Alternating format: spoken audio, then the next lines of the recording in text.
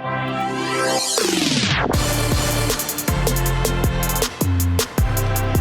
to Anoka High School for the Section 5-4A Girls Basketball Semifinals. Our first game today is the number 5 seed Champlin Park against the top seed Park Center. I am Jay Wilcox along with Patty Sorensen. And Patty, let's start with Champlin Park. This is a team, if you look at just their record at 12-14, you might not be that impressed, but boy, down the stretch, they have played well. Wins over Maple Grove and Centennial, and they played this Park Center team to a 6-point game in the regular season, and then topped it off with a double overtime win over a very good Spring Lake Park team in the quarterfinal round. Well, I think Champlin Park is doing what they're supposed to do at this time of the season. They're getting to where they want to be. They're peaking at the right time. They've found a togetherness as a team, and they like how everybody's gelling, and I think they're really excited about that.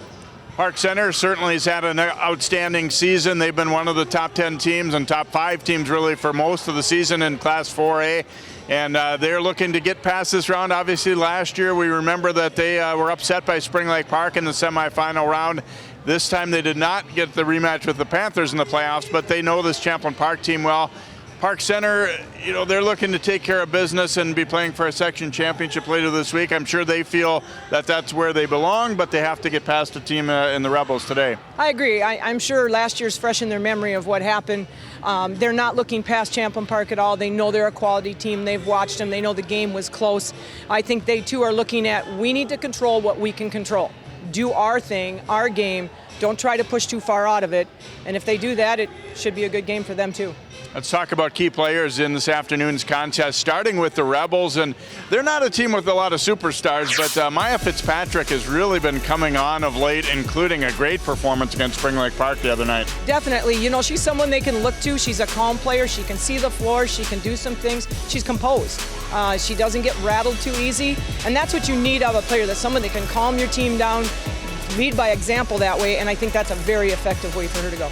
Some crafty moves around the basket for Maya as well. And for Park Center, this time we are not going to talk about Adalia Mckenzie. She's a great player, we know that. She's had an outstanding season. But Lauren Frost, a senior guard for them, very good player. She's had a little bit of a shoulder injury, but kind of is the engine that drives this team to some extent too. Well, I agree. When you watch Lauren play, there's passes she makes to her teammates that you're going, how in the world did she accomplish that? She can shoot. She can drive, but I love when she's looking and when she's passing that ball to her teammates, and they have had to learn how to receive certain kind of passes, because she's going to put a pass in there and you're just going to go, wow, how'd that happen? Should be an interesting contest here today. Park Center looking to get up and down the floor and score a lot of points. Champlin Park may throw some zone at them as they did during the regular season, and we'll see if they're able to slow the Pirates down here today and keep their late season surge going and advance to the section final, or if it'll be top seed Park Center going on to meet the winner of the Centennial Roseville game. The Rebels and the Pirates do battle next here on CCX Sports.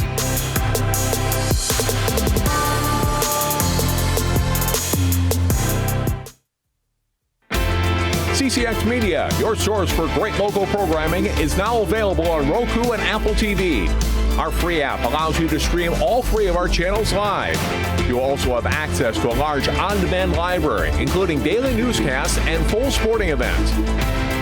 To find the app, go to the store and search CCX and download our free app. Then sit back and enjoy all of your favorite local content. Now available on Roku and Apple TV.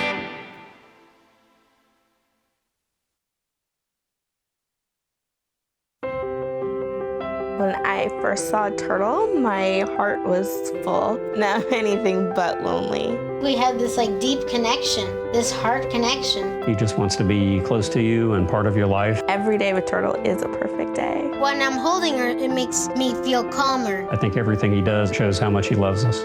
When we adopt a shelter pet, we discover they're a little bit of a lot of things. But they're all pure love.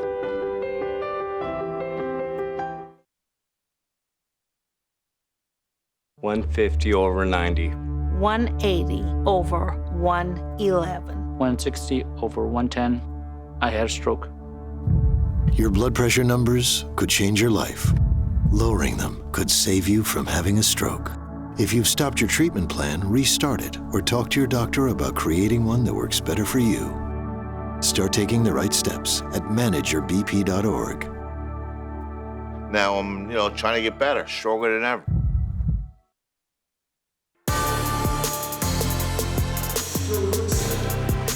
Welcome back here to Anoka as the crowd filing in here, getting set for this one, the first of our two semifinals here today. As we said, Roseville Centennial is the second semifinal. The starters about to be introduced, and let's take a look at the starting lineups for Champlin Park. First of all, Josh Steck is their head coach, and here is their lineup. And it's a little bit of a superstitious thing. They came out, they had some illness and beat Centennial with this lineup, and he's stuck with it since. Nicole Lillard, Gina Stefferud, Izzy Quick, Maya DuBose, and Maya Fitzpatrick, the five starters for Champlin Park. And for Park Center, Aaliyah Ragulin, Kayla Cox, Lauren Frost, Olivia McGill, and Adalia Mckenzie, one of the state's best, the starters for Coach Barb Metcalf and the Pirates here this afternoon. Joining us courtside here again this afternoon will be Allie Mosley, and let's go over now to Allie.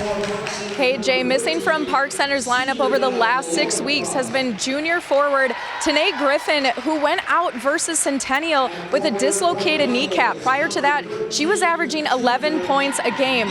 Today, this could be her very first return since that January 14th injury, which Coach Metcalf says is incredible considering they thought she might be out the entire season. But she's had 2 full practices under her belt at this point. She did warm up before the game, but Coach Metcalf said her minutes are still a question mark at this point for today's game. Impressively so, Park Center continued to do very well without her in the lineup, posting an 11-1 record, much in part to 8th grader Olivia McGill, who's been filling in Griffin's role, and she's been averaging 7 points per game while taking over Tanae's part. Guys. Thank you, Allie, and it will be interesting to see, how much Tanae is able to play, if any, and it kind of probably depends on the flow of the game a little bit too, and it's a lot to ask for any player to come back in after that length of time, so I would guess that her minutes would be sort of in spurts, but we'll see how that develops. I definitely agree. I think their trainer is here, and he's great guy and very thorough, and he makes sure athletes are ready, so I'm sure he watched her closely in warm-ups, and I'm sure he's going to keep an eye on her if she gets in the game too. Coach said that Tanae had practiced, full go, full contact just for a couple of days prior, so it will be, they maybe kind of look at it as a late season bonus to be able to get her back, but we'll see. Again, the game situation might dictate a lot of that, how she plays and how much she plays as well. Champlin Park is... Coach Steck said, the biggest thing for them is to make sure that they're not thinking one player needs to jump out and do everything, that they need to share the ball well, and that's been a big key for them in this late stretch. And it is really interesting when you look at some of the great results they've had, and then some kind of head scratchers earlier in the season too. But I think that would all be forgotten if they could come out and beat Park Center and get to the section final. Oh, I definitely agree with you. He's looking for them to continue on with their team play. Izzy Quick going up against Mckenzie on the tip. It ultimately ends up with Mckenzie at Park Center. Hands it over to Ragulin, and the Pirates have first possession here. I think both coaches talked about how important it is for their teams to play their roles and stay within what they're doing and not one person try to take on and fix it for anybody. Here's McGill attacking and flips it up and in.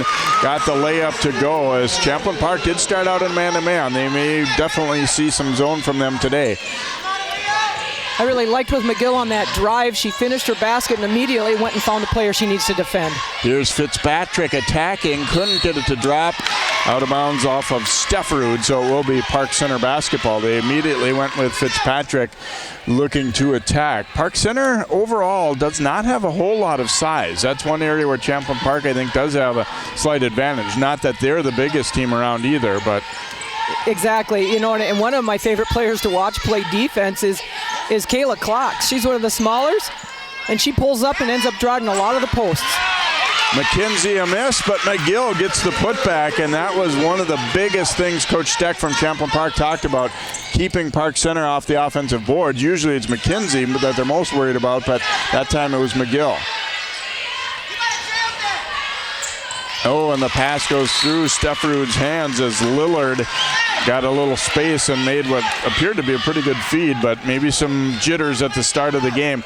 We could see both teams were kind of quiet in warm-ups and everything. I think there are definitely some nerves. Yep, if you're watching them, they know what's at stake here. Everybody's at that point of the season. Win and move on, lose and go home. You're all done, and it's high stakes for everybody. Here's Mckenzie pulling up. That one spins in and out. Rebound by Quick. We also talked about, too, the fact that it's an afternoon game on a neutral site. There's no JV game ahead of time. This is a different feel. Here's Lauren Frost with the steal and layup. That was a beauty. Lauren did a great job of deflecting that, picking up the ball, and being able to go in and finish with a defender right on her.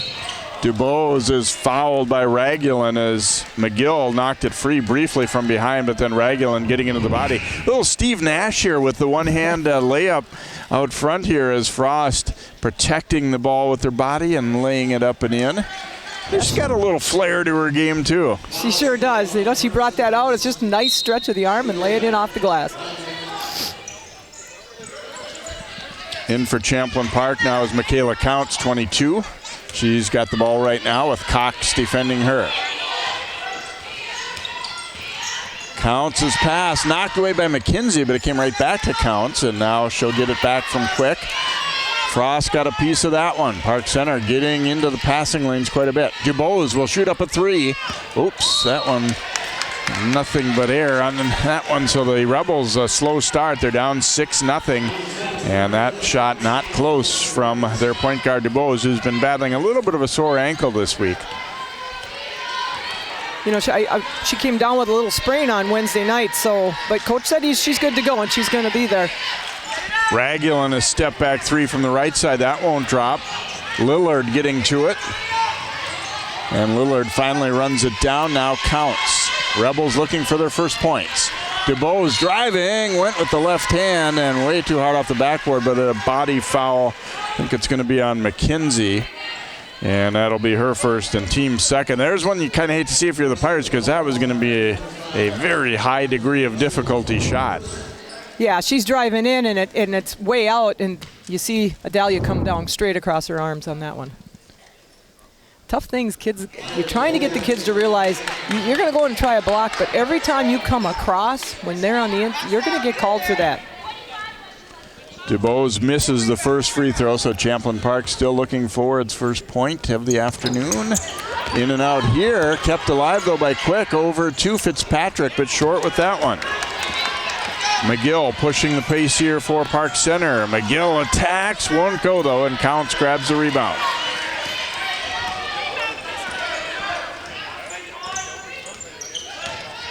Counts to Quick. Izzy Quick. And it's going to be a turnover as she went right at Cox. And no foul call, but just a turnover off of Champlin Park's Izzy Quick. I think what helped Kayla with that one, she's backing up the whole time as she's coming. And then as she brought the ball down, she just hit it out of there. And there's no reason to call the foul on that because there wasn't the contact. Yeah, it looked like a very good no call, especially in looking at the replay. Mckenzie getting a little screen now, looking to drive it and lost it off her hip. So she's at a slow start here, averaging in the upper 20s for the Pirates. There's a steal, and they head to Lauren Frost. Again, the one-hand layup. This time wouldn't go. Putback no good for Mckenzie. Then two Pirates collide going for it, and Counts out of there with it. Quick. They have some numbers here, 3-on-2. DuBose to the hoop and scores. First basket for Champlin Park. Champlin Park took advantage of that, pushed the tempo up, and it's going to be interesting to see how both of these teams respond to each other's tempo. They're both teams that want to get in there and get in the passing lane, look for deflects. Frost on the drive, runner won't go, and Counts the rebound. DuBose sending it ahead. Lillard has to come back out. Now Counts will drive it. No good there. And here's Mckenzie. Stops, pops, and hits a 15-footer. So an 8-2 lead here for Park Center. DuBose attacking, missing that one. And Mckenzie pushes it the other way, whoops, and then airmails it over the head of McGill. You know, that's one thing you want as a coach also. You see that outlet out there, but you've got this lead. Let's control it. Let's not throw it away. There's that last pull-up jumper by Adalia Mckenzie. You know, that's one thing. I mean, she does many things very well, but it's really fun to watch her do that. Looks like she's going to attack. She pulls up and can lay it in nicely. Deflection there by Cox. Coach Steck from Champlin Park said we did a reasonably good job against Adalia in the regular season, except for struggling to keep her off the offensive glass. That was where she got a lot of her points, and he admitted it's easier said than done to just say, hey, block her out, because she's very fast, very strong, and reads the board so well. But you got to really get a body into her and do your best to keep her from getting a running start at it, I think, if anything. Well, I think that's why she's such a hard person to stop, in a sense. She's going to shoot her shot, but she's not stopping. And if you look through her whole course of this season, a lot of her points have gotten right off of her own offensive rebounds. Coaches love that when you got your kids following your shot. There's a whole lot that don't do that. So an 8-2 lead for Park Center. I would guess if we talked to both coaches at this very moment, they would both say that, wow, we've been a little sloppy, a little nerves here in the early going. Obviously, Park Center has been able to get a few more buckets to go for themselves than the Rebels have, but it's been a little sporadic offensively for both.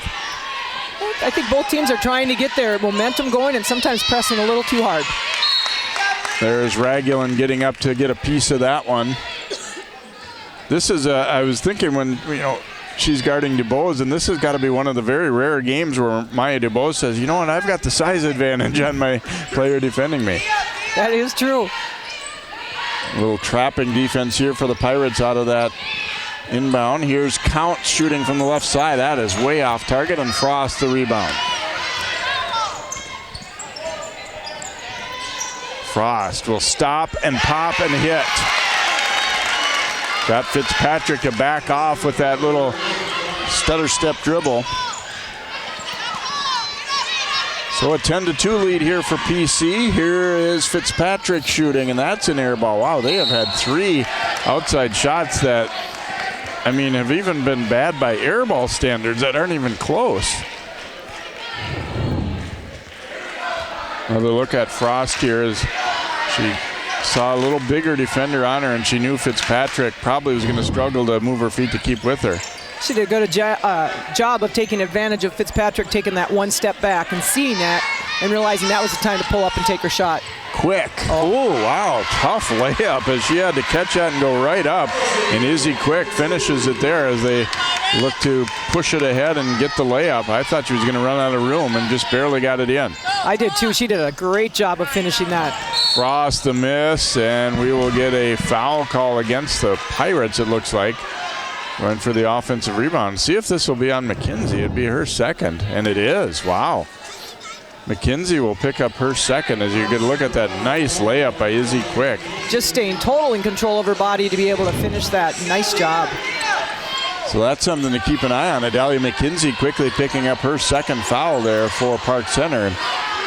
It's possible that she fouled, but she was definitely pushed on her way to trying to get the rebound too. I happened to see where she was going, like I talked about, they're trying to make sure she didn't get a running start, and they got a pretty good push into her. And sometimes how it goes, they see the second one. Right. And they are going to sub out Mckenzie here, and Chapman will come in. Shadeja Lynn Chapman is getting better and better as the season goes for them, and providing a pretty good spark as a front court player at 5'11". Yeah, she's a sophomore that's coming in there and getting valuable minutes in valuable game situations too. That's only going to help her continue to improve. Ragulin with the scoop layup in and out, and Fitzpatrick with the board for Champlin Park. So the Rebels maybe have kind of weathered the storm a little bit here. They're down 10-4. Fitzpatrick with the move, a little up and under, and it's good. Fitzpatrick definitely took advantage of the size difference right there and did a great job of maintaining. Little spin move, lay up, and shoot it over her defender. Well, Coach was talking about, kind of little old school moves a little bit. Here is Frost attacking the other way. That one rolls in and out. Steffer with the rebound. That's one of the things when you looked at that shot that Lauren missed back there. She's taking the right shot. You're getting some little ones. You're inside where you want. Now we got to finish. Crossover move here. Frost has it go in and out. Fitzpatrick with the rebound. The other side that's tough is you don't want to come down here and just get one shot and no rebound. And that's kind of what Park Center has done the last couple possessions. And one shot off no passes either. Exactly. Frost the steal, but then It goes out of bounds off of Park Center on the way back up court. And it's a fine line. I mean, you got players, that's what, Coach was saying, that she likes the fact that her players are confident and want to shoot the ball. And, that can be a plus and a minus at times too. Well, it definitely is. And you as a player have got to realize, okay, my shot's not working. What do we need to do differently to make our whole team as a whole better? And a three put up and in by Amelia Valentino just off the bench for Champlin Park. And she came in loaded and ready to shoot. And now the Rebels are to within one.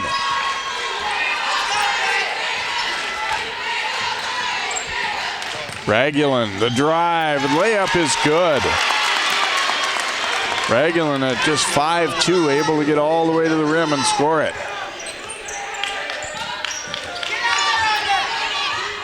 Dubois looking inside, not a good pass, and Cox with the steal. Then a timeout granted to Park Center after that steal by Kayla Cox. So Pirates leading it by 3. There have been a lot of quick shots for them, though, and quick shots where they just bring it up and shoot it. So I think they're probably wanting to get into sharing a little bit. There's Valentino ready to go and pops it, and you see their fans were pumped. And then at the other end, good almost non-use of the screen there. She kind of went the opposite way of where the screener was setting up. Her defender overplayed to try and get around the screen, and Ragulin just used that to her advantage. She sure did, and in that last possession by Champlin Park, Coach got what he wanted. His team played together, moved the ball around, shared the ball, got a good open shot. Same thing's going to have to happen down here in the other end with Park Center. They need a few more passes. Get the team into the flow, then let's look for our shots. I think that's probably exactly what Coach was possibly saying in her timeout. Ladies, we've got to settle down. We've got to run our offenses a little more. Continue to play your defense the way you are, but we got to get more out of our offense. And a lot of times it's situations, too, with shots. Like some of the shots that they've taken, I guess Frost in particular, not really bad shots, but you want to put a little more pressure on the defense, make them work a little bit, and then if that shot comes to you later in the possession, go ahead and take it. Definitely. I mean, those were good shots she took, but there was nobody there to rebound. That's crucial also. Chloe Sink, number 11, is in for Park Center now. Here is McGill launching from the wing. That one won't go. Battle for the rebound, and Lillard came up with it. DeBose giving it to Izzy Quick. Now DeBose again. Here's Valentino, a long distance three from the top. It's in and out. Stefford, though, rebounds and then was fouled as she tried to pass it. I think it'll be on McGill.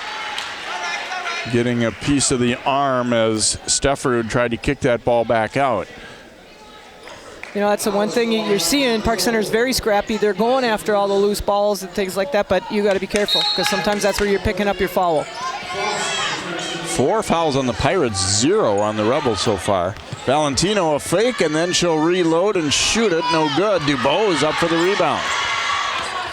Here's Quick. We talk about Park Center being quick and athletic, but boy, this Champlin Park team is too.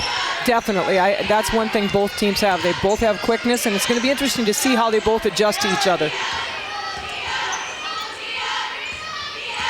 Lillard looking to attack against Cox and travel. Yeah, good defense. Rebels, earlier on, they were doing probably more of that, it's almost like they're looking to draw a foul when there really isn't much there, just kind of driving right into the heart of the defense. And there's a few possessions in there when they've done that Park Center's done a good job of not making the contact that's a foul. Chapman shot no good. Rebound to Valentino as the Rebels came with a little 1-2-2 3/4 court pressure there. Mckenzie is getting ready to check back in. I was just thinking, I wonder how long they'll sit her. She picked up a couple early fouls. And the challenge now for her when she gets back in, she's still got to play her game, but she can't afford to get another foul. There's Frost with a block on that one. Or excuse me, Sink. Now to the corner. Ragulin in and out. The hard part on that is you watch that shot happen. It was a good shot to take, but her teammates all stood out on the perimeter and watched instead of getting in there to get the rebound. Dubois is trying to draw contact. Didn't work out. Here's Frost. She'll pitch it back. And that one in and out for Cox. They're not really finding the rims at Anoka to their liking so far. It seems like a lot of shots have kind of gone in and out. Down low with the lob for Chapman, and she couldn't get to it. The defender cut her off. Fitzpatrick and Mckenzie will come back in now into the game here. Pretty slow start offensively overall here. We're at 12-9 with a little under 8 minutes to go. Some jitters, some rushed shots, some pretty good defense at times too. Well, I liked Aaliyah's idea on that last possession, but she had two people coming down on the trail side that would have been open versus trying to force it over the big. Izzy Quick got a little rushed on that one, it appeared, and missed it. There's Fitzpatrick jumping into the passing lane, knocks it out of bounds, and it will stay with Park Center.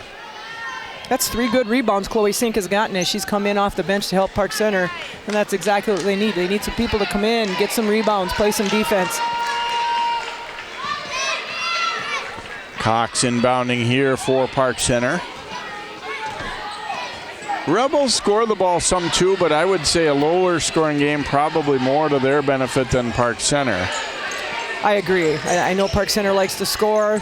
They get that momentum up. Mckenzie shooting it up, no good. Rebound tipped over to Fitzpatrick. Izzy Quick has done a pretty good job on Adalia so far here early in this game.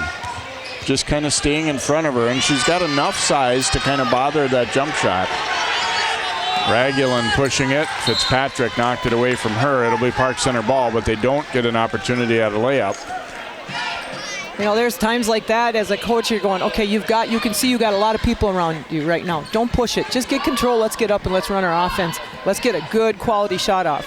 Luckily for them, they still have control of the ball. Mckenzie inbounding and then cut behind Quick, looking to post her up now. Cox slipped a little bit, now gets the shot, won't go. Pretty good block out there. They got enough of Mckenzie to keep her from getting to that ball. Fitzpatrick cut off there nicely, and another long one. This one short on the rim by Valentino. And Ragulin just barely got that ball back. Jumper will go for Sink, a two-pointer from the baseline. Her first bucket, first bench points for PC. And first basket for either team in a long time. Yes. Mckenzie knocked it away, but they get it back. Ooh, and then Fitzpatrick. That was one of those, they thought a shot was coming and jumped to block it and instead end up landing on her. I think Lauren's trying to talk to the referee. There we go with Chloe's shot. Nice shot on there. Lauren had a conversation. I think she was feeling like somebody was grabbing an arm, but on that one, you're right. She anticipated a shot going up to block, and she came right down on top of her. Dubois is throwing it in out to Lillard. Park Center leading it by 5 here. Fitzpatrick, an open three from the left side, nowhere close. Cox pushing it back the other way now for Park Center. Frost to Mckenzie, turnaround, short. Fitzpatrick, pretty good D on that one. Mckenzie is kind of not look like herself so far here, only one basket. Well, I felt that last shot was it was a good move, but a little rushed. Dubois is a very long three that barely grazes the rim. Not really good. That last one by her and Valentino, I mean, they were 5-6 feet behind the line. Your percentages go down quite a bit when you're that deep. There's a steal by Izzy Quick and then was fouled. Wow. You know, that one there as a coach, that really frustrates you. You know, we made a turnover, but we just made a foul we didn't need to make. Just kind of a nonchalant pass there, and then Quick jumps in and steals it, and McGill, a little frustration foul. So she's got 2 now as well. 6 fouls on the Pirates, 0 on the Rebels. And I'm not saying that because it's wrong. No. just pointing it out. Exactly. Quick, handing it off, counts on the cut and layup.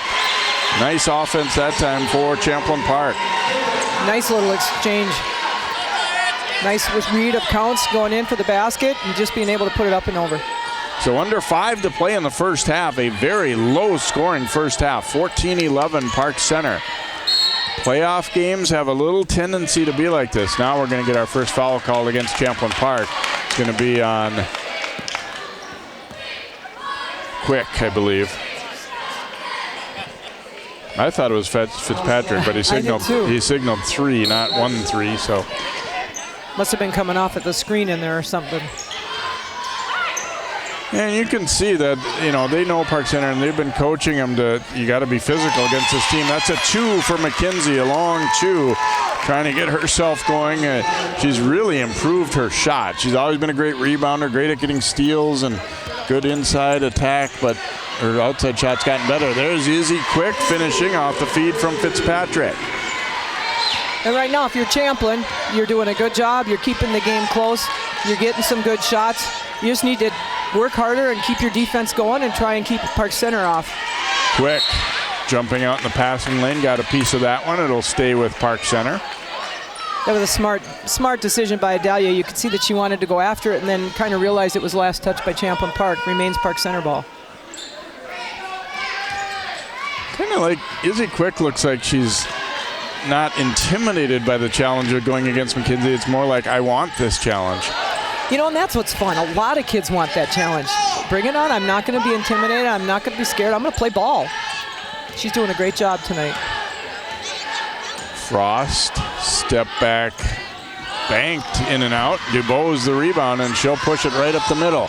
Over to Counts, left side. Layup is good. Nice break run there. Great timing on when to drop that one off, and Counts a good finish against not too bad a defense there.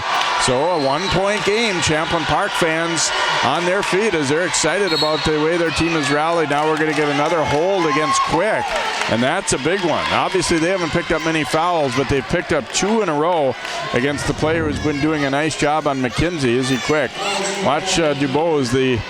Sometimes the rebounder who can lead a break is pretty valuable to have. Definitely, and she did a great job there. And you can see Counts feeling more confident with that. I mean, she just went right at it. So Quick, I'm sure, is going to have to check out here, and probably for the rest of the half with that second foul. Stefferud will come in, and now they'll switch Fitzpatrick over onto Mckenzie. Well, and I think the challenge Champlin Park's going to have on Mckenzie is Mackenzie's got good foot speed. So, they've been doing a good job, but when she gets going on her first move, she's very successful. Air ball there, but they get it back. Then Frost misses a pretty close-in opportunity for Park Center. They have just been a little out of sorts in terms of shooting here today. And like we said earlier, they're taking good shots, and shots at the right time. They're just not going. Fitzpatrick missing that one in close. Here's Mckenzie, and tipped out of there by Lillard. The angle wasn't quite there. That's where, if you're Frost, you need to be spreading out to the wing a little better. She was just in a straight line ahead of Mckenzie. That's a tough ball to get there. Yeah, and it was tough to even thread it maybe even sooner because they were so close.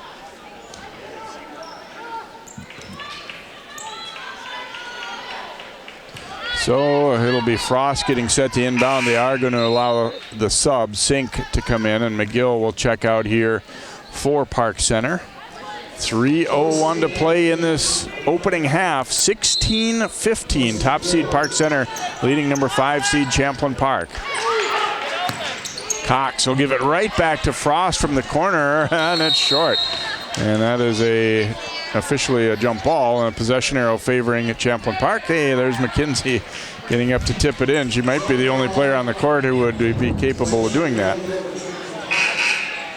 Another look, and normally you would say the defense fell asleep, but the way Park Center's been struggling to make shots from the outside, Champlin Park probably saying, we'll go ahead and give you that. Yeah, right now they're going to let them shoot a little bit. Mckenzie out, Chapman in on the defensive end here. That's largely or entirely because of those 2 fouls. They'd like to get her to half, still at 2. Here is Fitzpatrick driving, and that'll be a foul on Sink. And what I mean with Champlin saying I'm going to let him shoot a little bit, they didn't challenge him, but I'm not going to get myself in where I'm going to commit a foul. She isn't making it right now, so I'm going to get out there, maybe contend it, and definitely contend, but I'm not going to be too aggressive. Fitzpatrick to the free throw line here, and that is in and out. We've only had 3 free throws taken today, all by the Rebels, and all of them missed. We might be one of the rare games if you get to a half with no made free throws. Fitzpatrick will try and change that here. And she does. That one, good rotation on it. So 3 points now for Maya, 16-16. Not exactly the score you would have predicted at this point in the game, and we are even up. Frost, nice move between defenders. No good, but she was fouled. And that's what Park Center, I think, could stand to do a little more of attacking the hoop. They've been, I don't want to say settling, but shooting more jump shots probably than what is best suiting them. Exactly, and right now I think we're going to see a little bit. We're seeing Adalia come in and go out with Shadeja Lynn, and I think coach is getting her out on D right now. Does not want her to pick up her third foul with 2:32 left in the game. And there you see Chapman coming back in for just that reason. Valentino back in for Champlin Park. First free throw not good by Lauren Frost. She'll get another opportunity to give Park Center the lead back. And misses again, but Chapman runs down that rebound. Then the layup good by Frost, plus a foul. So not exactly how they designed it to miss those free throws, but they get it back. And Frost will get the hoop plus one. Lillard picks up the foul. And now all of a sudden the Rebels have 4 fouls after going with 0 for a long time. That was a good job by Shadeja Lynn right there. Get the rebound, see Lauren cutting. And Frost not able to finish the 3-point play. And there's one, for, if you're Lillard there, you probably just got to let her go at that point. The layup was already going to be made. Counts on the end line there. And again, it's interesting because both have had their issues, I think, with decision making. Champlin Park at times has just drove the ball into nowhere, and that was the case there. I know Counts is probably thinking I was bumped a little, but really not a great decision to try and drive that ball where there was no room. From the wing, won't go there for Cox. We get a foul on the rebound going, I think, against Park Center's Sink. And that will be her second. And so free throws coming at the other end.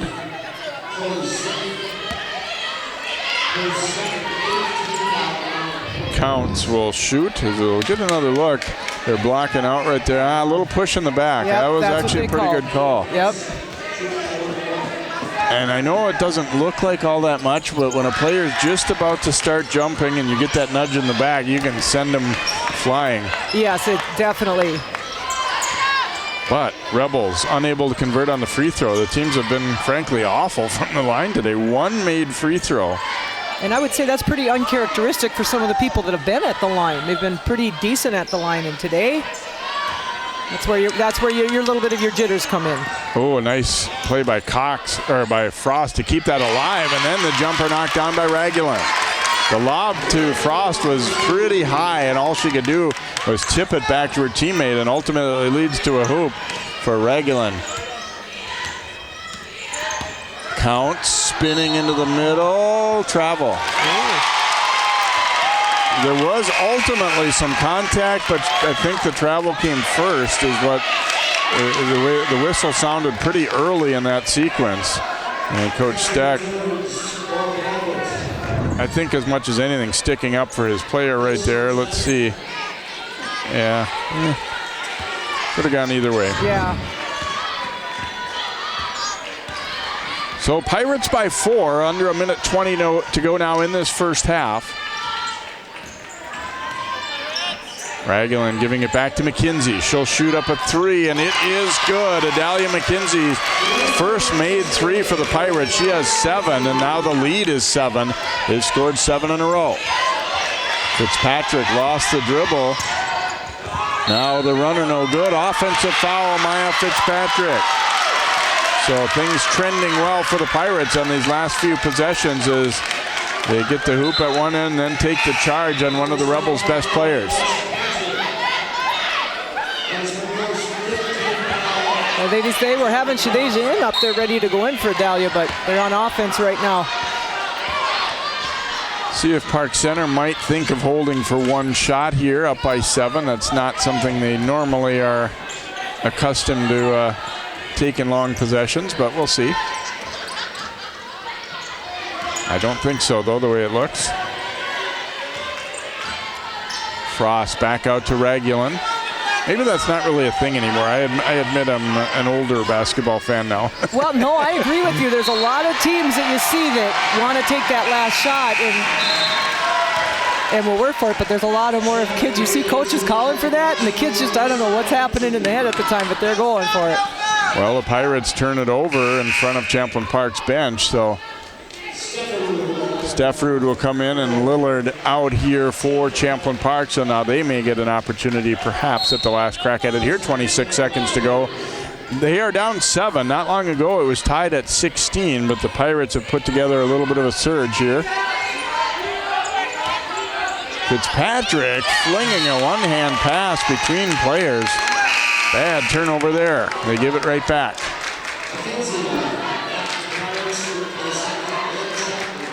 The one-hand pass off the bounce, that's what happens. Yes. So we go to 10 seconds. Frost looking to get them into their offense here. She'll step back and fire a 3. It's short. DuBose the rebound. DuBose from half court. Too strong with that one, and we reach halftime here with Park Center scoring the last 7 in a very low-scoring first half. I think some jitters and some mistakes and turnovers and missed shots for these teams, but that's a lot of times how playoff basketball goes. A lot of nerves, closer defense, more scouting.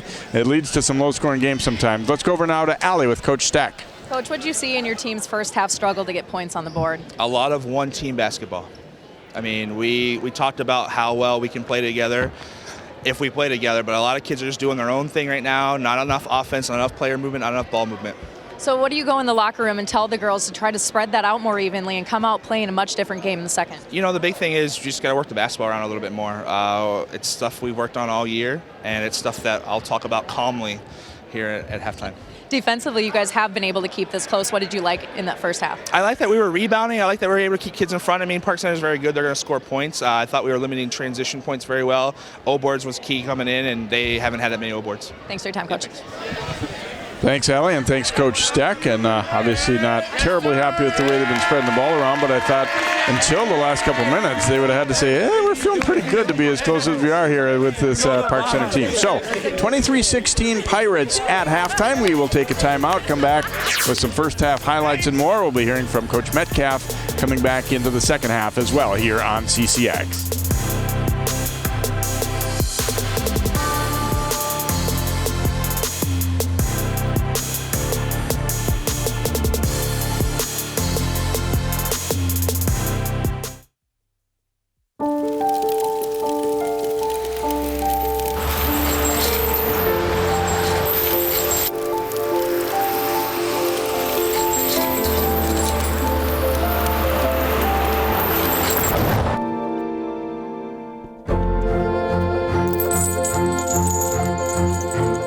Did you know dragging chains can spark a wildfire?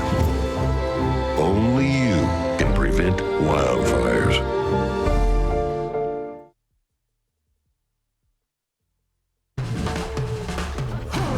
When you adopt a shelter pet, you discover their unique mix of all kinds of traits. Where'd Wiley go? Where's Wiley? Ah, there she is. Pa? Do you remember being an ancient wolf? Do you ever feel the call of the wild? You're a renegade cop, and I'm a con woman with nothing to prove. But together, we could really solve this murder.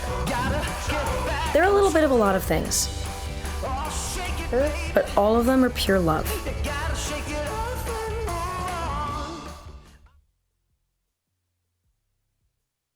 Part-time job, full-time hustle, all-time Shiro to all of us. You nurture, we listen. You teach, we thrive. You lift our spirits, but we've got to lay down the truth. It's time for you, our Shiro, to stretch for the stars. A free online chat can give you the personalized tips you need to start boosting your retirement savings today. Start saving more for retirement so you can feel prepared and live your life to the fullest. Visit aceyourretirement.org/Shiro.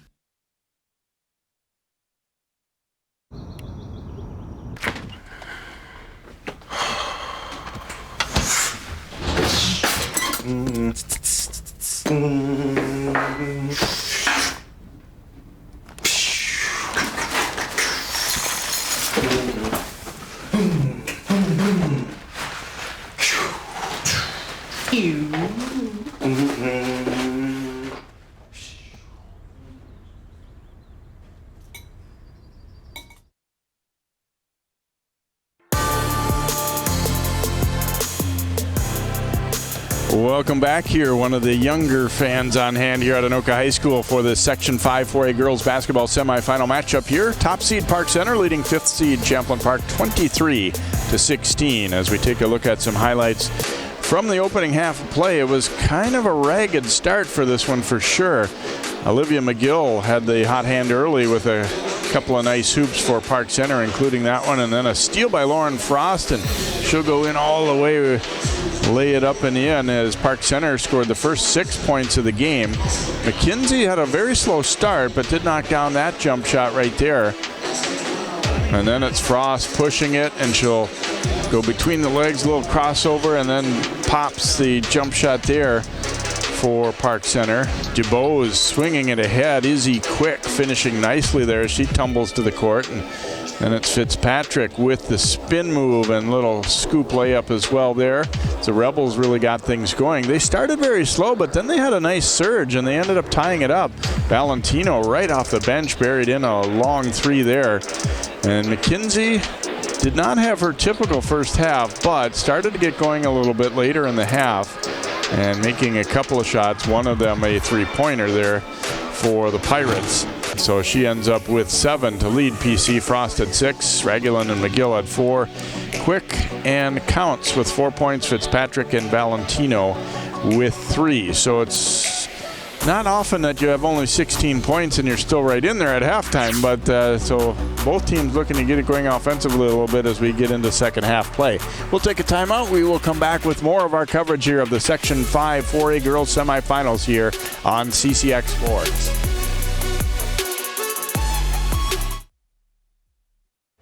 My son Andrew was always a joy to be around. I always taught him to be accepting of other people. That's why when Andrew was suddenly fired from his teaching job for being gay, my heart just broke. As a parent, how do you prepare your child for something like that? I hope we get to a place where people will be treated with respect, equality, and love.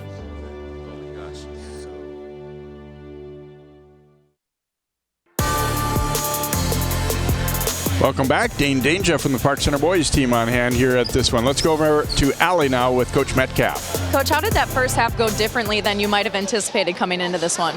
You know, I thought some more of our shots were going to be falling for us, so that's what we want to have second half, get a few more of those to drop. I thought we played pretty good defensively. Matchups are good. I'm happy with our plays. I'm pleased with our effort. I just think we got to put the ball in the hole. I mean, we see you strategically weaving in and out some of your players in foul trouble. How does your approach get affected in the second half with Frost and Mckenzie kind of teetering on that aggressive play but getting the fouls called? Right. Well, we escaped with just 2 fouls each for that, and Liv had 2 fouls too, so that's kind of what we were trying to get away with in that first half. And so hopefully now second half we put the clamps on and keep our hands to ourselves and just clean it up a little bit. What do you also need to do to make sure that you're spreading this score, because just 3 minutes left in the first half, it was a tied game? Oh, definitely. Yeah, I mean they're an amazing team. They're strong. They're good on defense. So we just got to do what we do. Pretty calm, cool, and collected, Coach. I like it. Thanks, guys. Thanks very much, Allie, and thanks to Coach Metcalf. Of course, a long career in North Dakota before coming over to take over at Park Center. And I'm sure for him, their team, there's the feeling that, we're supposed to win this one, we're the top seed and everything, but you don't want that to be in your player's head. And I think her being calm like that is, it wasn't so much shot selection as just not making some that we normally make, I think was kind of her point there. Exactly. The shots there weren't too many shots they took that I was going, I don't know. They took good shots, and shots they normally make, they just weren't dropping. I think, too, you got to come out and you just got to, the kids have some expectations, and they've got to, the past is the past. We're here right now. We got to play now and just keep focused on what we're doing today. So Park Center basketball as we begin half number 2 here from Anoka High School. The winner will meet the Centennial Roseville winner in the section final. Inside to Mckenzie, colliding with Quick. Here's McGill's shot, no good. Looks like they wanted to post up Mckenzie early in the second half. She'd been mainly attacking from out at the top of the key. They forgot about Stefferud, but she rushed that shot, and here comes Mckenzie pushing it the other way. To Ragulin. Layup is good. That was a nice job by Adalia to hang on to that and get a nice wide looping up arch off at the backboard. So the lead is 9. Opening minutes of this half might be pretty key. I think Park Center would love to take it to them early and kind of stretch this out and get Champlin Park scrambling a little bit. Oh, I agree. I think they want to get the job done early on. Let's get our buckets to go in this time. Frost, a spin move off the glass, no good, and then a battle for the rebound. It'll be off of Park Center. I think Frost was still out of bounds when she tried to come back in and get a piece of that ball. It's pretty physical down there. They're trying their best to block out hard, and the Pirates are trying to not be blocked out, and you're seeing some people thrown around a little bit, bumped around a little bit. Lillard with it out on the wing. Now Fitzpatrick gets a screen, pops a jumper, and that is way off target. And Lillard trying to save it, but she was on the end line. And Champlin Park, it was an odd mixture of nice shots with a high number of air balls for them in the first half. Exactly, and you know, that's a shot Fitzpatrick's normally going to make. Just unfortunately for her was short. Fitzpatrick getting out in the passing lane there, got a piece of that one. Pirates fortunate to keep it as Cox will inbound. Right into Mckenzie. Rises up, wide left with that one, but got it back herself and scores plus the foul.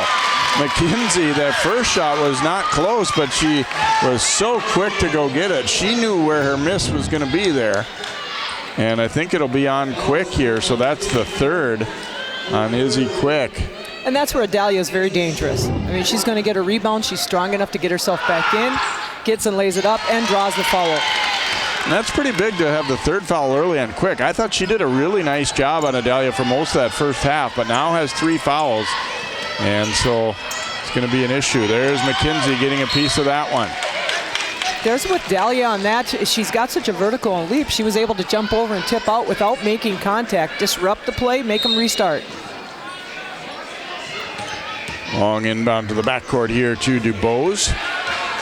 12-point lead. Champlin Park has had a major league drought after they had tied the game at 16 in that first half. Quick on the drive, left it short, and then McGill ultimately comes up with it. McGill driving and finishing. Nice hoop for Olivia McGill, an 8th grader, but doesn't play like it. The other way, Stefferud gets the layup. And then a timeout taken here by Champlin Park, so they trade layups. Pirates lead is again at 12 after that basket by Gina Stefferud.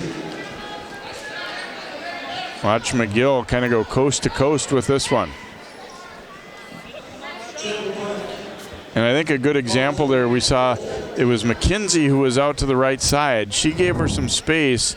Fitzpatrick was like, well, I'm not leaving Adalia Mckenzie to help. I'm going to stay way out here. And that enabled that driving lane a little bit. Well, I think Olivia also did a great job of reading as she's attacking the bucket that nobody was really getting set in front of her. They were ball moving with her. So they left her a lane to the bucket to lay it up and in, and you're right. They're not going to sag off Adalia because she can hit it from outside too. They still got to pay attention to her. So 30-18 Pirates. You kind of get the feeling that maybe they have relaxed a little bit here to begin this second half, kind of playing maybe their style or their game a little bit better here than what they were doing in the first. You know, and I think too I mean, everybody is a scorer on their team, but you saw Adalia struggle in the beginning. She makes that basket when she comes out. She makes her power move down there. It kind of relaxes everybody. They all can get into their flow of their game a little better. Sometimes when your leaders struggle, that affects the whole team too, as far as just your chemistry and your confidence. Raglan to the front court here. Frost giving it to Mckenzie, flashing. And that shot short. Oh, nice rebound by McGill, but it wouldn't drop. Scramble for it. McGill saving it, and she was fouled by, I believe, Stefferud. You got to like how hard McGill's working in there. She's going up and up. And let's watch as McGill grabs this one back and then gets kind of nudged out there by Stefferud. Mckenzie drives, goes to Cox from the wing, won't go. Stefferud grabs it. Now DuBose. Fitzpatrick driving it at Cox, who raked it free. And then Cox up there with it and lost it out of bounds. Looked like Cox maybe thought she had gotten hit, so she just kind of dropped the ball there a little bit, was frustrated. But a good play to rake it free. That's a tough matchup to expect her to guard Fitzpatrick. Well, and there's the time that as a coach you talk to your kids, if you're that tough and we got timeouts, a 30-second, just keep possession. Lillard shooting it up. That is short. Stefferud the rebound. Puts it up in traffic, no good. DuBose gets it back. Second and third chances here for the Rebels. Quick from the corner, won't go. DuBose had her hands on it. And now a scramble, and we'll have a tie-up. It'll be Champlin Park ball. You know, you're watching Aaliyah Ragland and Kayla Cox being two of the smaller people on the floor trying to out-rebound some of those big girls, but they keep working hard at it. Sink comes back in for Cox.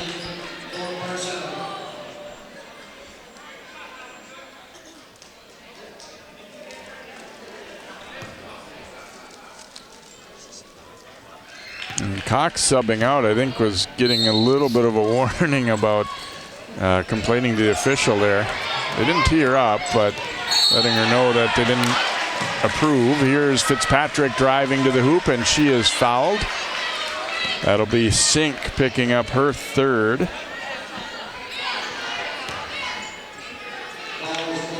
Fitzpatrick to the free throw line here for the Rebels. Free throw is good. And I'm not saying you want to take a foul there if you're Chloe Sink, but I kind of think I'd like what she's doing in terms of Champlin Park's getting pretty rough at times. And she's saying, you know what, I'm going to come right back at you. It might be a foul and I might send you to the line, but we're here and we're not going to let you bump us around. Right, I'm going to play hard and I'm not going to be intimidated by you. Frost down the baseline, no good. Nice rebound by Quick. Here comes DuBose pushing it. Ooh, nice catch by Lillard and finish. And just when you thought Champlin Park might be starting to fade out of this one a little bit, they've got it down to an 8-point game. Stefferud will be called for the foul there as she got a piece of Mckenzie's arm while trying to come up with that steal. I was a little surprised for a minute there. I didn't think a call was going to come on that. You know, I think the whistle was kind of drowned out by the crowd a little bit. I agree that it was hard to hear right away. Nice catch by Lillard. Great hands. She did a perfect job of keeping that alive on that pass. A good effort by Stefferud, but I think it definitely was a foul. Right. McGill putting it up, no good. DuBose rebounds. Dropping it off. Fitzpatrick wanted to go with the reverse, and she was fouled on the play by Sink. I think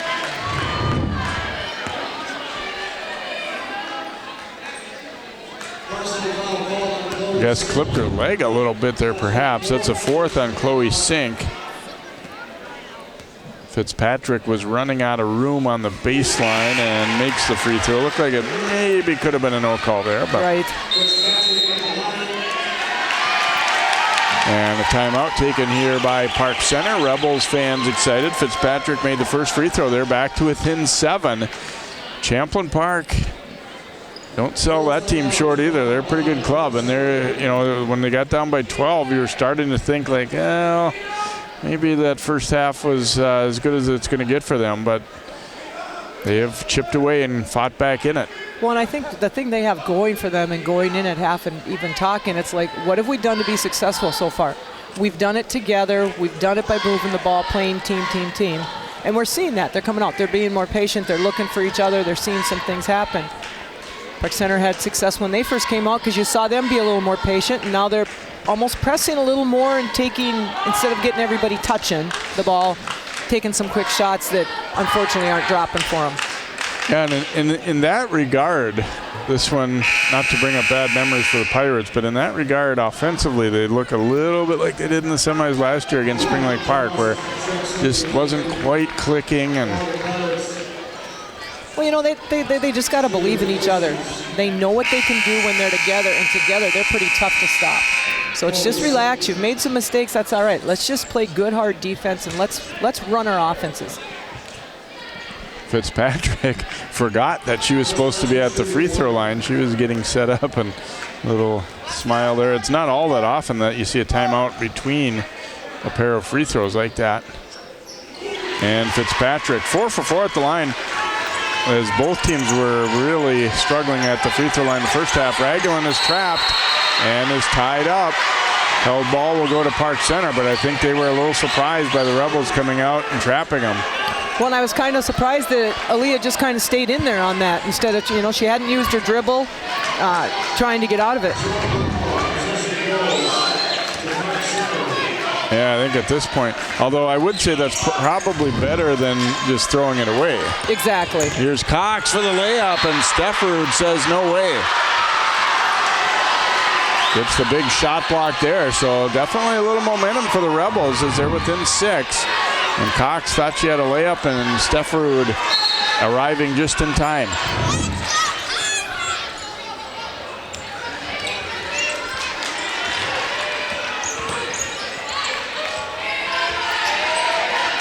Raglan over to Frost.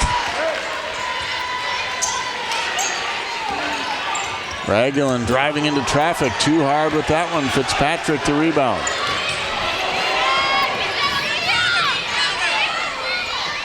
Whips it to the corner. Oh my, there's a little child on the court. The referee had to make a quick grab. Almost got involved in the play.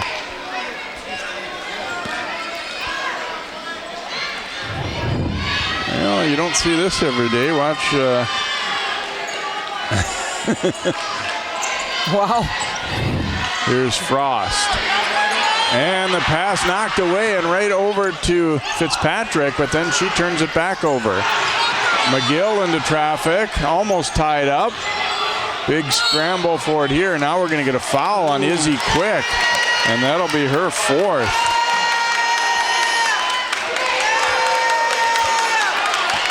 Get some temper starting to go. The girls got to quit talking. They just got to play.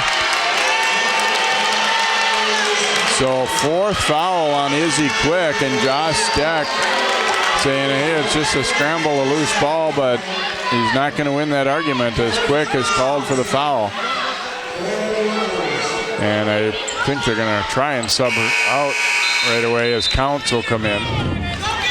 Another look here. This got really physical right there. Should have been a foul initially there, and then Quick piling over the top. Here's Mckenzie driving it. Little scoop layup is good. Nice job to avoid the defender there and lays it in. 32-24 Park Center.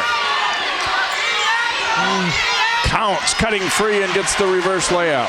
You know, Counts was valuable for them in the first half. She's done a good job for them, and she's got in there and got a nice bucket. And ball knocked away from Raglan. Dubois is up with it, but Mckenzie blocks that pass. And now here comes McGill. Over to Mckenzie. Layup wouldn't drop. Fitzpatrick across court to Counts. Fitzpatrick faking the shot, and Frost jabbed it away. Here's Dubois giving it to the corner. Fitzpatrick, a runner on the baseline, wouldn't go. McGill for Mckenzie. The layup is good. Mckenzie took off running and outran everyone, and now the lead is 8.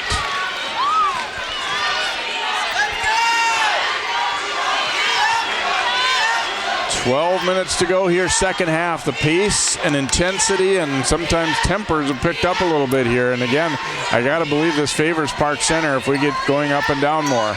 Yeah, I agree with you, and we've seen it ramp up in many spots. And Frost will be called for the foul. Didn't really mean to, but fell into Stefferud there. So that'll be her second. And we've seen a lot of those fouls as they're tipping after the ball up there. Good look ahead by McGill. I was wondering if she was going to be able to see her out, above the defenders there, and actually threaded it very nicely. Here's Counts around to DeBose. Fitzpatrick keeps it moving. Counts will shoot a 3, but off the back of the iron. Ragulin pushing it to Cox. Now Lauren Frost driving. Ooh, goes down hard as he got tripped up there. You have to give it to Champlin Park on that last possession. They were patient. Another look at Frost. Yeah, just Lillard clipped her. Well, actually, it looks like Counts will be called there. I think it probably was Lillard that tripped her, but they're both there. Inbounded to Mckenzie, and she has fouled and almost made a miracle shot there. Mckenzie, a good hard cut to receive that one. And I think that'll be on Lillard. So Mckenzie to the free throw line. Cutting right between players there, and just a bump. Free throw is good. Valentino in and Lillard out here for Champlin Park. So now the lead is back to 9 and could become 10 if Mckenzie hits this free throw. And she does. So Park Center by 10 after Champlin Park had whittled it to 6. And they got to not put Champlin at the free throw line. They've got to play good defense. Steal by Mckenzie, then it goes out of bounds. Going to be off of Valentino, and Valentino thought it was off Mckenzie, and I tend to agree. I think it was off Mckenzie, but Pirates will get it back. It just bounced back and forth so quick, it was hard to tell.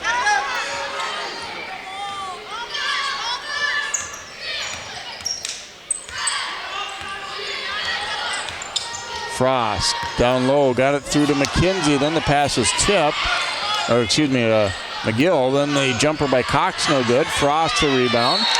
Had it knocked out, and it's going to be off of PC. It'll be Champlin Park ball. I think Lauren thought it was a foul, but I think it was a block on her going up. They got a good piece of the ball. Oh, yeah. Well.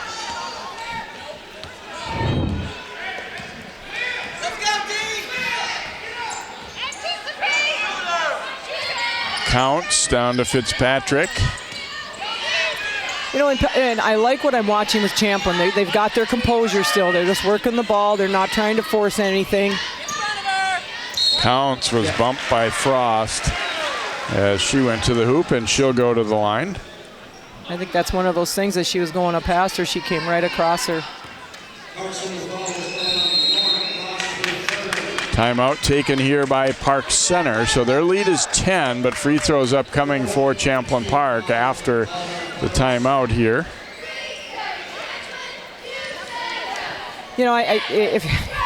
And it's hard because Park Center likes to play very aggressive, but they've got to be a little smarter when people are driving the bucket, because they're coming next to them and they're coming across them and they're getting the block.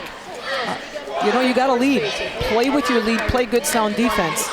And I do like what Champlin, they're working the ball. They're working to get good shots. I like what they're doing with their offense, trying to get in there. Yeah, I think at times the Pirates defensively are thinking steal before they're thinking contain, and they get ahead of themselves a little bit. I agree with you on that. They're so quick and they've been so successful that it's like, get the ball, but I agree with you. Contain, do a good job containing, they're going to put the ball in your hands. So Counts to the free throw line here for the Rebels.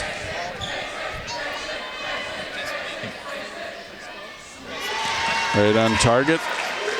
Obviously at halftime they didn't practice free throws, but it's just been a complete turnaround. All of a sudden now nobody's missing any.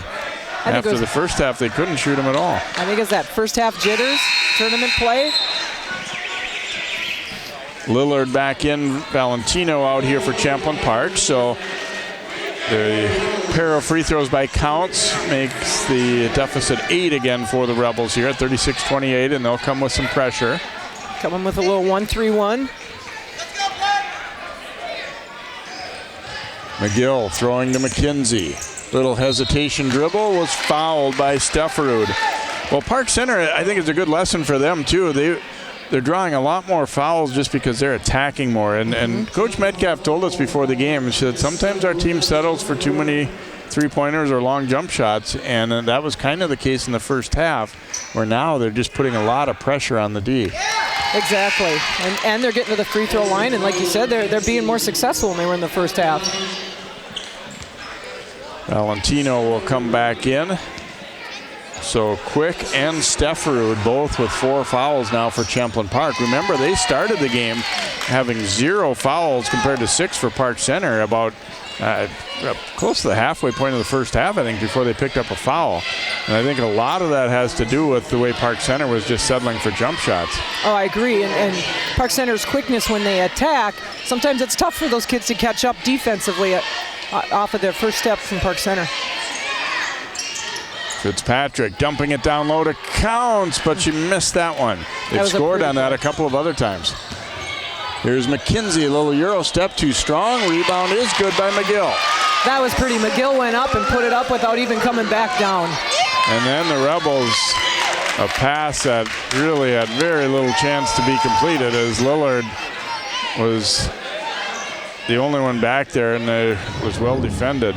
So here's Mckenzie. Okay, you don't make the shot, but you force the help defense to come too, so that allows for an offensive rebounder to get there, and McGill just followed her shooter right to the hoop there. McGill's kind of like that in the sense that she's going for the boards, and she can see how successful Adalia's been with it all season long. So Mckenzie fouled on the step back jumper. That'll be on Fitzpatrick, her second. She thought she had a block.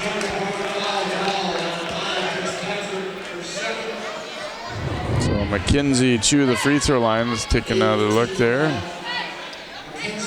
Looked like might have been a little wrist. Possibly after she released the ball. Mckenzie's free throw is good. So largest lead of the game now, 13 points.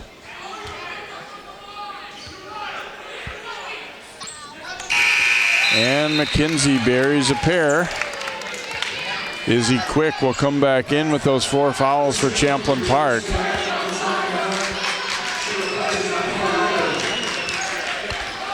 And at this point, with this margin, I guess, not really looking to save anybody. If they foul out, they foul out. You got to go with your best. And they go right into Quick, and she scores. Seemed like a pretty good decision.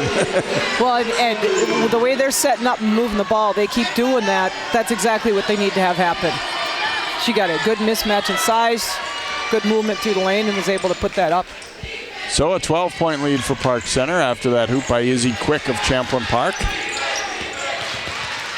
Frost kept the dribble alive, then it had it knocked loose. And there's Ragulin coming out of there with it. Cox to McGill. No good. Mckenzie flying in, trying to grab that rebound. It'll be out off Park Center. Good effort, though. He liked the possession. It didn't wind up as a hoop, but they moved the ball nicely. I like to see them crashing the boards.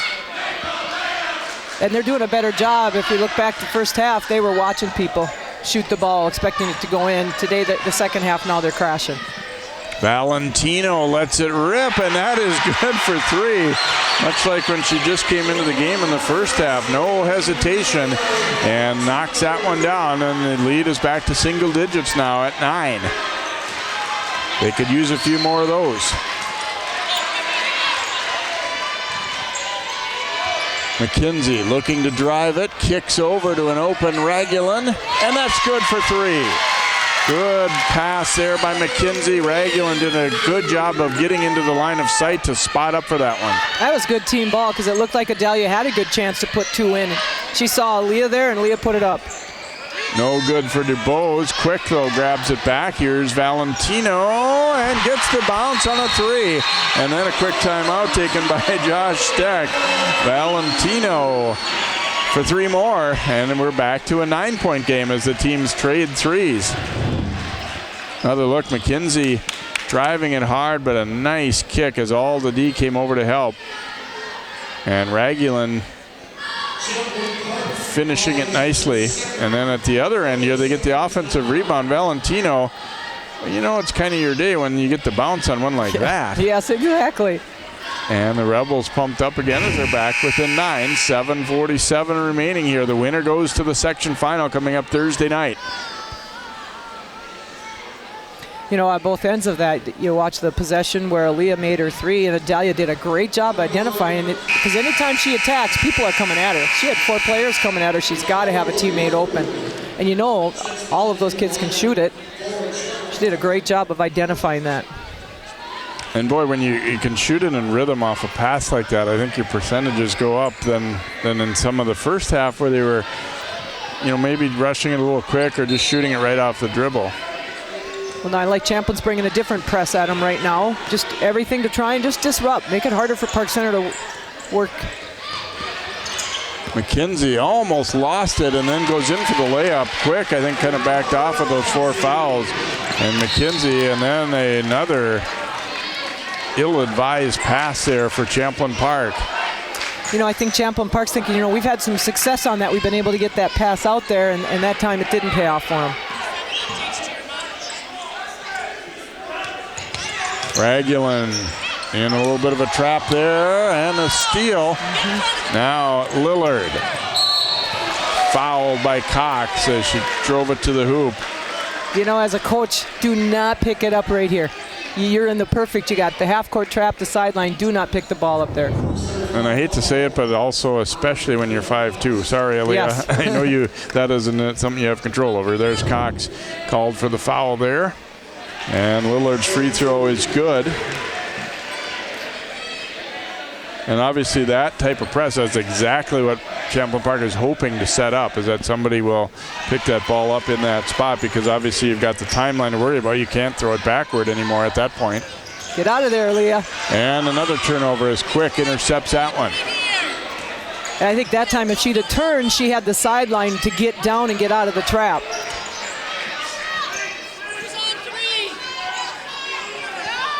Oh my, another try, Valentino. This one's an air ball. Fitzpatrick rebounds though, and then Quick over to Lillard, fouled by McGill. So both teams taking advantage of the other's aggression a little bit too, and saying, you know what, we'll go to the line, we'll take it. Team foul number 6.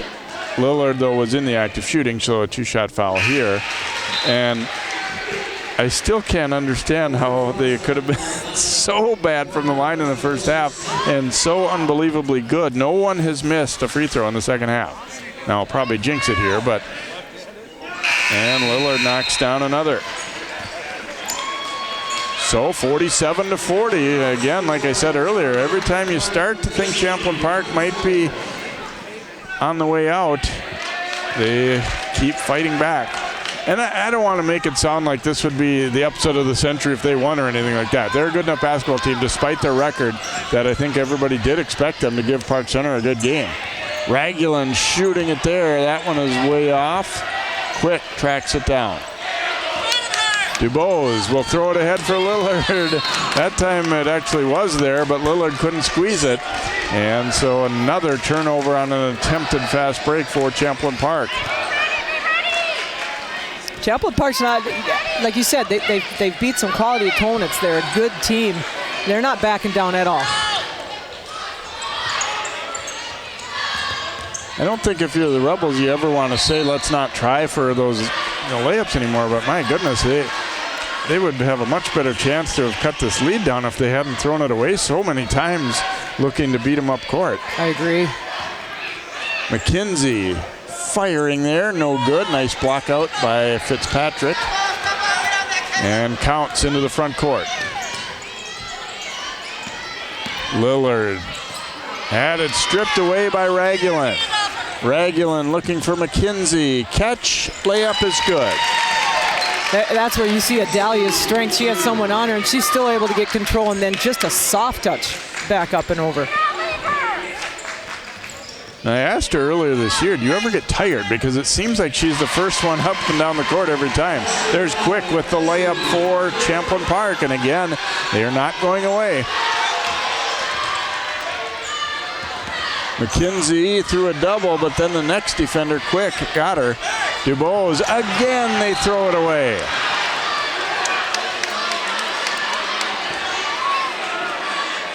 You know, both teams have had chances, both these last 2 possessions, and they're both just pushing and pressing too much.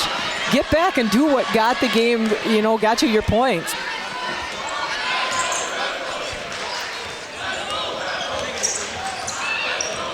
And a foul there on DuBose as she tried to pick the pocket of Regulin. That'll actually be the first on Maya DuBose. And it will be free throw time here, 1-1, the last 1-1 for Park Center. The 9th team foul, so Regulin to the free throw line. 9 points for her in the game.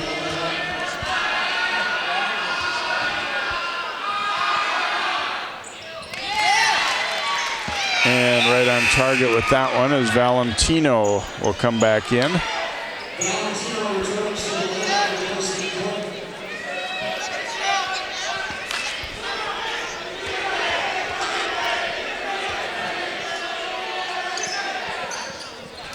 And Regulin perfect at the line again there. So the lead is back to 9 now for Park Center. 51-42. Lillard way across. Fitzpatrick driving it baseline. It rolls in and out, and a nice physical rebound there by Mckenzie in traffic, and a foul on Champlin Park. See if they'll get Lillard or Fitzpatrick. It'll be Fitzpatrick picking it up. It was actually a nice baseline drive. I didn't think she had room to really get it all the way there, but just couldn't quite finish. Well, she's had some success on these too. And a nice rebound. You see good strength and jumping ability there by Mckenzie to come out of there with that. And makes the free throw.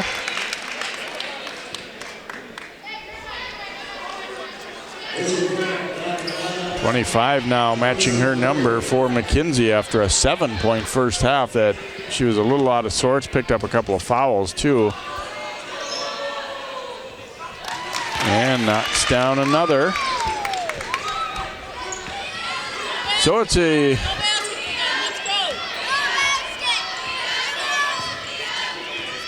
lead, I believe, should be 11. They've got 10 on the board. Now thrown ahead here to Mckenzie. Layup is good, plus a foul. Wow, and she took the left side for that layup. I thought she was going on the right, and she came under and put it up on the left side.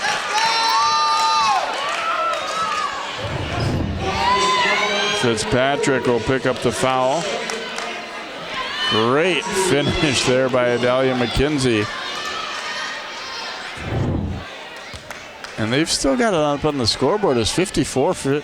I believe they missed a free throw on the last time Mckenzie was there. Free throw is good here.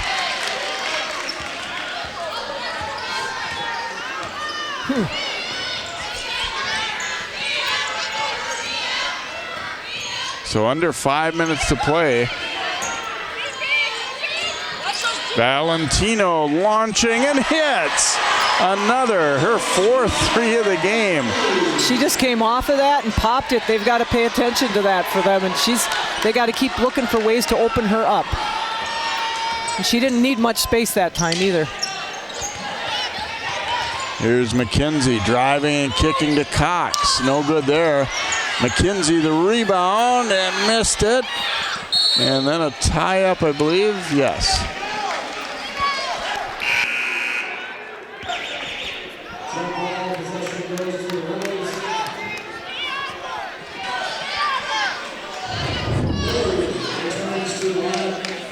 There's Valentino launching. If I'm Champlin Park, I'm setting more ways to open her up. She's feeling it. She's got some good shots going up.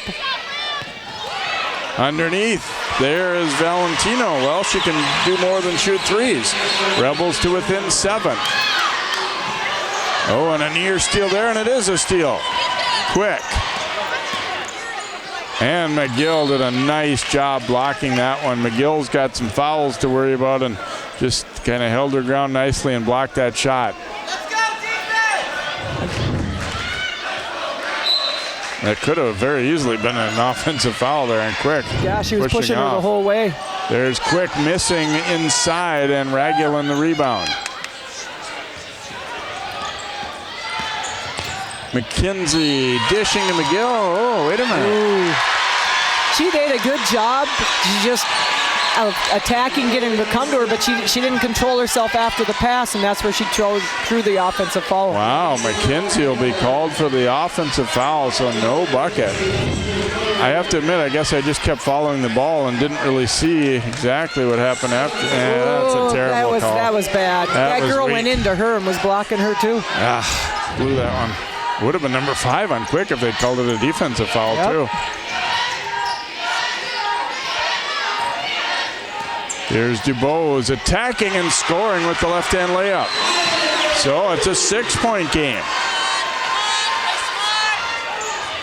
Frost, pull up, and that's good. Lauren Frost hadn't scored since the first half, but hits a clutch little runner there for the Pirates, and their lead is 8.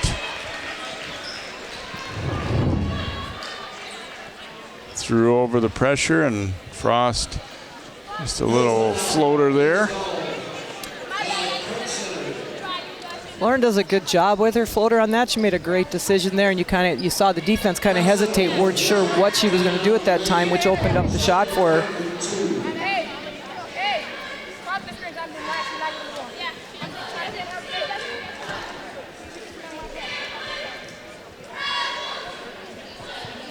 Well, if your coach is on both sides right now, I'm thinking if I'm Champlin right now, I'm talking more ways to get my Valentino open. I mean, you saw her hit the threes, came off a nice pick to hit a 3. You saw her cut through under the bottom, get an easy 2. She's feeling it, and she's been able to get open. As Park Center, what they're doing, you're also saying you need to know where she is right now. You need to not help off her. You need to stay with her and stop her from getting easy buckets.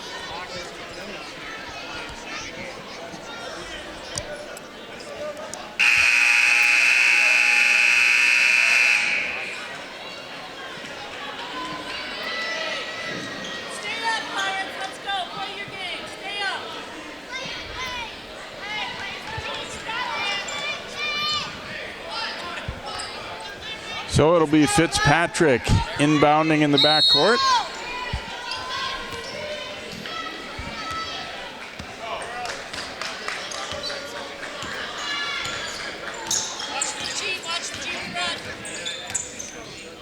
DuBose picks up the dribble now, Lillard.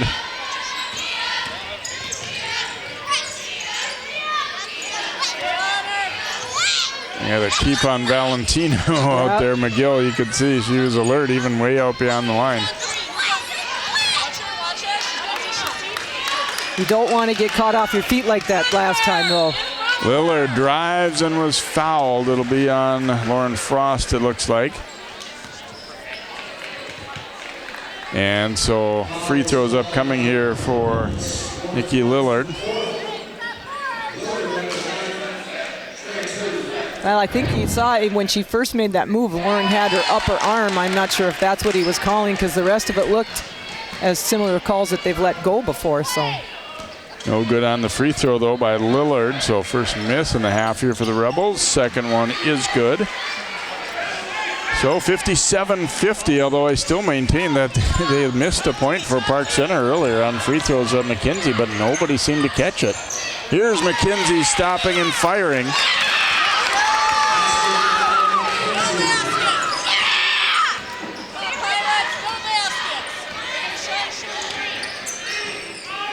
Down to 2:15 to go here. 9-point Park Center lead. Trying to get back to that section final after they were upset last year in the semis. Mckenzie steal on the layup.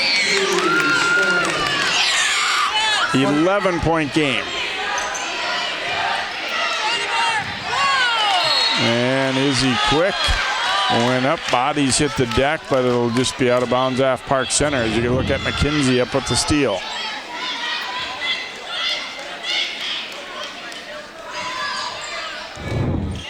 Fitzpatrick missed it.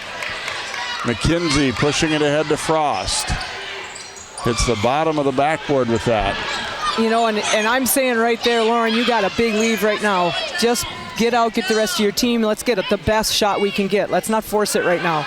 Valentino, another launch. This one will not go, and Frost the rebound. And Mckenzie was fouled by Valentino. So a minute 30 and 11-point deficit. That we might have seen the best shot the Rebels had here starting to fall away. I think that might have been a little bit of a frustration followed by Valentino because she just came up behind. I know she was trying to steal it, but I just want to get the ball back. Yeah, although at this late stage, I don't think it's necessarily a bad thing to, stop the clock and send them to the line, even though they've been making everything in sight at the line in this half. Well, I agree with you. Let's see what they're going to do. Sometimes that's exactly, I get the ball back, no damage done except for the foul. Mckenzie continues to light it up. I've run out of room in my scorebook in the second half for her. 13-point lead. Here's Valentino. Makes another one. Wow. 4 threes in the half, 5 total for Valentino. And they cut it to 10 and take a quick timeout. Boy, if they could get her open all the time, it'd be interesting to see just how many points she could score as she has been lighting it up from deep. Got the screen there, a little step out to the wing and confidently knocks it down. They drew the intention down and Park Center went down to paying attention down low on that. She was left wide open for the three. A couple possessions for McGill has been guarding her and doing a great job, and they switched it up with Adalia taking her, and that's when Adalia was able to get that tip. But you almost need to go back to McGill because McGill was with her every step of the way. But man, it's fun to watch Valentino shoot.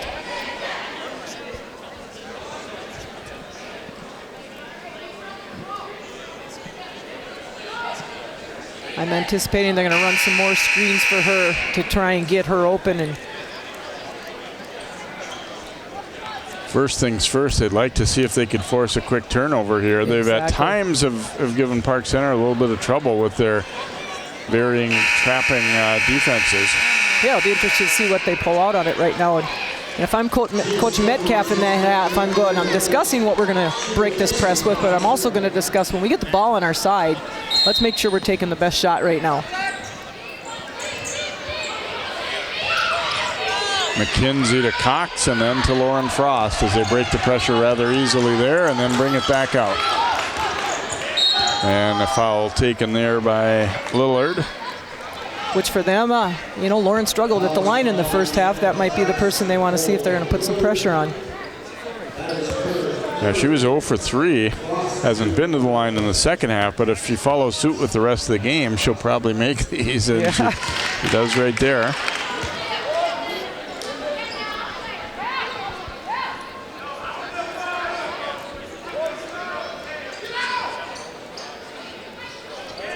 One more coming here for Lauren Frost.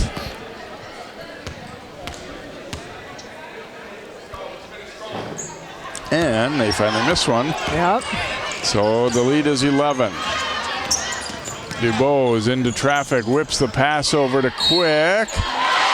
And count it, plus the foul. Izzy Quick. Strong with the ball there and was fouled by Ragulin.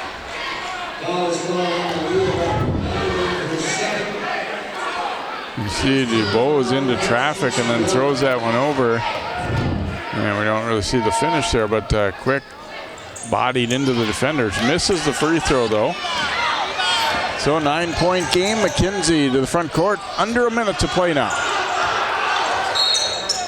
And they'll take a foul here as Lillard fouls Cox. I'm wondering if coach is saying you follow anybody but Mckenzie right now. Now Cox has not scored today and has not been to the line.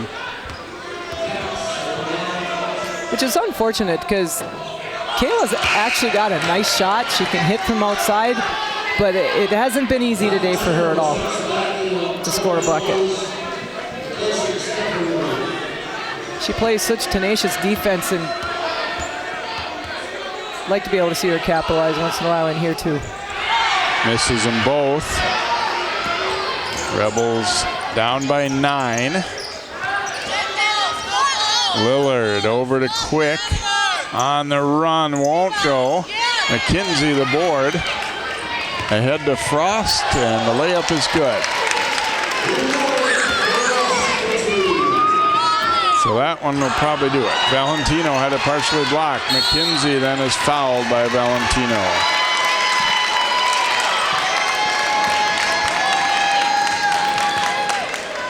So 30 seconds to go, 66-55, and Adalia Mckenzie will head to the free throw line.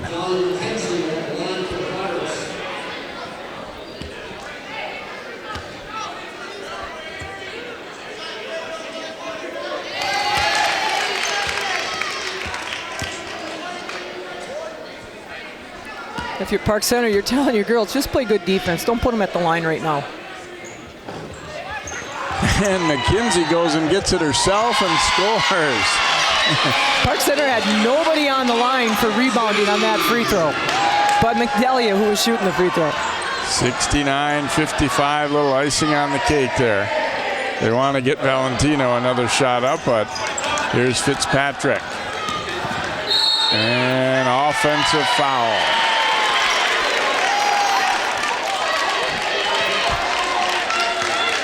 She was going to throw to the hoop no matter what there and bumped into Frost. So fourth foul there. No free throws here. A player control foul. So correct. 9 seconds left. Park Center is going to survive and advance here to the section final to play either Centennial or Roseville. And ball knocked away, and Rebels will get one more hoop out of it as Lillard gets the layup to go. But it will be Park Center winning at 69-57. Yeah, they got to kind of get rid of that bad memory from last year. And you know, it was a good game. Both teams had to battle. They worked hard. There was times they were cold. There was times it flowed. They started to get the lead. The lead started to give up. Good experience preparing yourself to get into that next game then.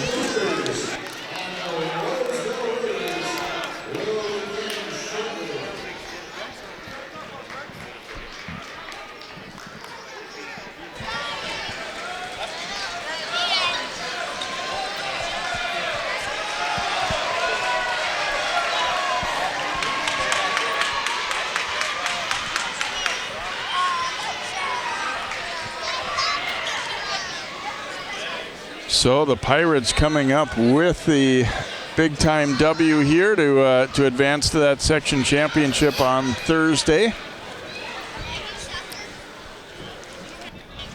You know, I thought Champlin played a great game. You know, it was they got their kids open. They played team ball. They hit some times where it was tough, but talented team. They had a great second half of their season. They played hard.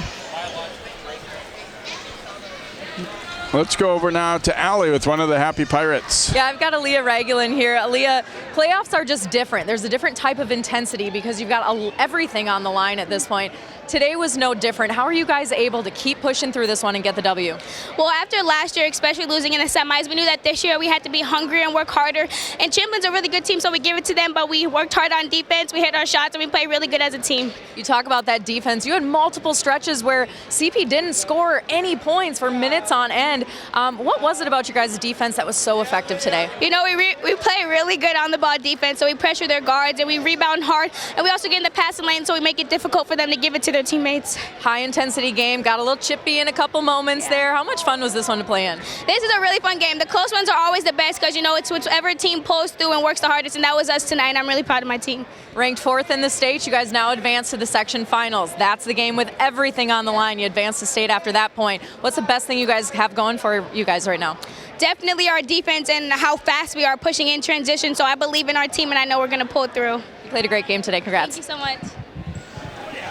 Thanks, Allie, and thanks to Aaliyah Ragulin. Park Center winning at 69-57, so the Pirates advance to that Section 5 championship Thursday.